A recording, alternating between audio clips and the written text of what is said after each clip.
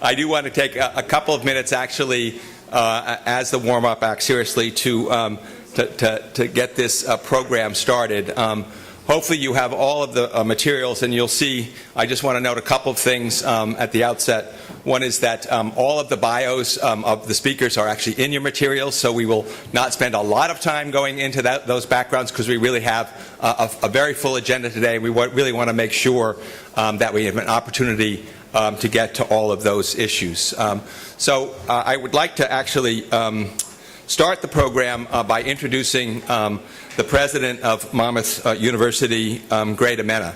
And Gray has come back to us after spending 20 years as the general counsel of the university, and he is the 9th president of Monmouth University. Yesterday was his formal investiture, so congratulations, Gray. We're really happy to have you back. And I really say I actually am a little suspicious that what happened was he actually didn't retire. I actually think that he moved over to have himself cloned because he really is the person who you cannot go anywhere. Somehow he was simultaneously responding to an email that I sent him and at a campus event and dedicating a new opening of a new building at Monmouth because we really have a lot of exciting things going on. So it's great to have Gray and his cloned parts back at university because it really is everywhere doing everything. So with that, I will actually just ask Gray to please come up here and start us off on this program today. Thanks.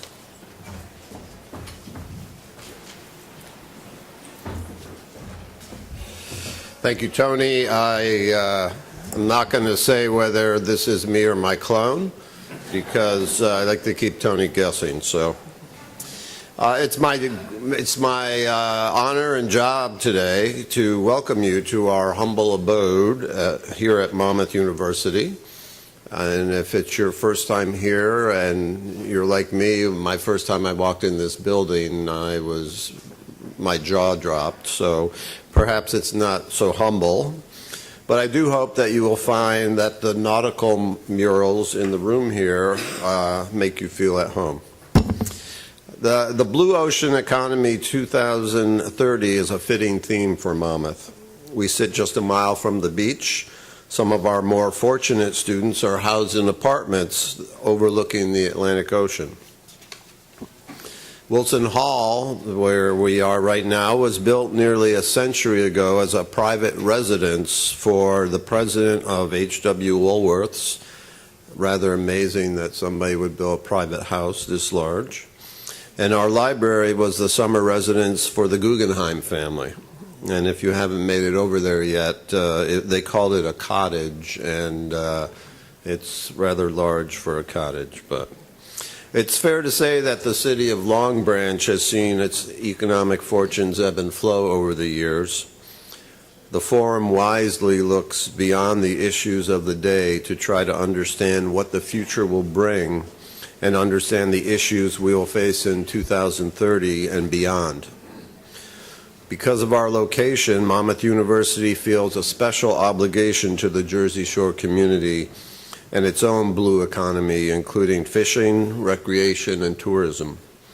You can see the container vessels offshore daily making their way to the port of New York and New Jersey, and there is speculation about whether we will see wind farms on the horizon offshore in the future. We also see our proximity to the coast and the ocean as a living laboratory and one of the university's signature strengths where we expose our faculty and students to research and real-world challenges. The Urban Coast Institute and the Marine Environmental Biology and Science program seek to take full advantage of those opportunities. Thanks to our partners at NOAA, we recently were able to acquire a 49-foot research vessel, the research vessel Nauvoo, which should be taking students out on research cruises by November. We also hope to build a marine and environmental field station on the Navesink River, approximately 12 miles north of here, with our partners from the borough of Rumson. The forum has brought together a very impressive group of experts and leaders from across the spectrum of blue ocean economy. I count at least 3 admirals in attendance, including one of our first plenary speakers, U.S. Coast Guard Rear Admiral Linda Fagan, former port director and retired Rear Admiral Rick Larrabee, who also serves on both the UCI Advisory Committee and Advisory Panel for our collaboration with Rockefeller University. More on the Monmouth Rockefeller, or as we call it, the MURU, collaboration in a minute. Finally, an individual I had the honor of serving as Vice President and General Counsel for 10 years, our very own Monmouth Vice Admiral Paul Gaffney, President Emeritus and current UCI Ocean Policy Fellow. Welcome back, Paul. Thanks for all you have done and continue to do for Monmouth and the UCI. As I mentioned, thanks to many generous donors, Monmouth was able to launch an ambitious marine science and policy initiative in 2015. One of the signature elements of the initiative is a collaboration with Professor Jesse Azubel at Rockefeller University's Program for the Human Environment, PHE. As part of the collaboration, Rockefeller's PHE and Monmouth's UCI take turns organizing and hosting scientific symposia on topics of regional and national interest. Last year, PHE hosted a national conference on ocean exploration, and this year is Monmouth's turn. I am pleased that Professor Azubel is able to join us today. Welcome and thank you, Jesse. My best wishes for a stimulating and successful forum, and please come back and visit with us again soon. Thank you.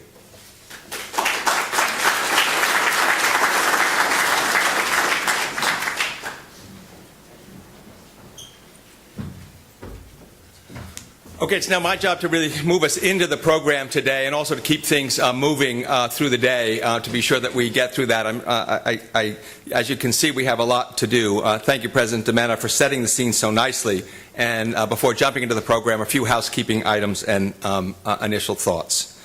If I started singling out our special guests today, we would never get to the program. As you can see by scanning the program and introducing yourself to the person next to you, each of you is invited because you have expertise and interest in these issues. I do want to thank our university trustees who have taken such a personal interest in the work we are doing and for joining us today, and to members of the UCI Advisory Committee and to the UCI and School of Science staff and students have really helped us pull this event together. We could not have done it without your support. So I want to thank the students particularly and our staff for working on this event. I also want to specifically acknowledge, as President Dimenna said, our collaboration, the MURU partnership with Rockefeller University. This really has been transformational for UCI. Working with Jesse Oswald and Admiral Gaffney on this initiative really has been a big change for me personally as well as for the university. They're always pushing me and UCI to think bigger, bolder, and more scientifically. A little less lawyering, they remind me from time to time. Thank you, Jesse, for keeping me on track. So really, I want to explain a couple of things about that partnership. Not only, one of the key components that we're part of today is a series of symposia that are being hosted each year, 1 year at Rockefeller, 1 year at Monmouth, and this is our turn. Next year, it will be hosted at Rockefeller again, and hopefully I'm allowed to say it'll be in November, and the topic will be on eDNA, which really is one of the cutting-edge environmental DNA, which really is a scientific technique that really has the potential to change what we know about the ocean. So really looking forward to that conference next November at Rockefeller. Also, the other components of that partnership include significant scientific research and policy enterprises looking at, Jesse's been very involved in the International Quiet Ocean Experiment, which is an international exercise, and also Admiral Gaffney and Jesse have been working on ocean exploration initiatives. That was the theme, as you heard, of last year's conference. And we continue to work with NOAA and many of other partners at Navy to really push the envelope with regard to the potentiality for ocean exploration and how much can be learned and how much can be applied from what we learn from the ocean. I think that's a theme that will come up, I hope, in this conference the next 2 days as well. So a couple of things about the conference, and then we'll hop right into it. Again, in the programs, you'll see the goals and objectives over the next 2 days that we've set for ourselves, and you are all part of us, helping us get to the objective. It's not the speakers that will get us to the objective. It's the collaboration, the Q&A, and the follow-up that will get us there, and the follow-ups after this meeting. So one of the key components is, again, we want to identify the most important factors economic, social, and environmental, driving the future of the ocean economy? Are there common initiatives across the sectors? That's another thing. You look around the room, and we have representatives from every sector: academia, offshore wind, fisheries, offshore energy, the NGO community. So we're really trying to look at how we think about the ocean economy in terms of future compatibility and net benefit for the different sectors. So that's one objective. So keep that in mind as you listen to the presentations and follow up. We want to identify relevant observations, scientific and technological innovations that are important and really could be transformational in the future. The future is not going to be like it is today. So planning based on what we do now on today's problems is not going to get us to tomorrow's solutions. So please keep that in mind. And lastly, we're going to fold tomorrow a little bit to how as a group we can really collectively articulate the importance of a thriving blue ocean economy and our individual roles in that. We do think not only do we need to understand it better, we need to plan for it better, but I do think we need to all communicate and think about how we actually can, as a joint ocean community, think about these things in a more consistent and persuasive way around some issues. So again, a couple of thoughts to leave you with before you go there as we work together over the next 2 days. First, as I said, you are all the experts. We have some excellent papers that were prepared before the meeting, and the presentations are teed up. They are intended to stimulate, not to set the limits for our discussion today. The real work will be done in the Q&A and, as I said, in the breakout sessions. We will be taking notes. We will be taking names, we will be setting goals, and we will be following up on this with a report on this meeting and a discussion of how we want to move forward. Second, this forum is specifically developed with a future-facing frame, 2030 and beyond. So please, start from what you know already. However, bring your experience and knowledge to bear on the questions of what we need to know, and your imagination to bear on what potential surprises we should anticipate or opportunities on the horizon that we want to make sure we can take advantage of. And finally, one observation. I want to share from my 30 years working in various coastal and ocean business lines. I haven't been able to keep a job, so I've changed about every 6 years. But I've worked in state and local government. I worked in ports and navigation. I worked on international issues at the IMO and UNEP. I've worked on conservation issues. I work a lot, and UCI's other key focus area is on community and hazard resilience, and I've worked in academia as well. And in pulling this forum together, this event is how we really, I take forward from these experiences, how we are a siloed community. And this is often a complaint you hear about the federal agencies, but I'm going to actually take it out into the public and private sector as well. I think around the issues in the ocean, we're an extremely siloed community, and how important it is, I think, to break down those silos if we're going to unleash the full potential of the ocean economy. So please, as you work through the agenda today, as you listen to our presentations, as you contribute to our dialogue, please keep in mind how we can work together and how maybe you can work with somebody you haven't worked with in the past as we move forward. So thank you very much, and we're going to move right into the first panel. So if I can ask the scene setters to come up, we're going to have Mark Spalding and Charlie Colgan sort of start us off to help define the blue economy and give us some basic framework to work on. So Mark, if you can come up, that'd be great.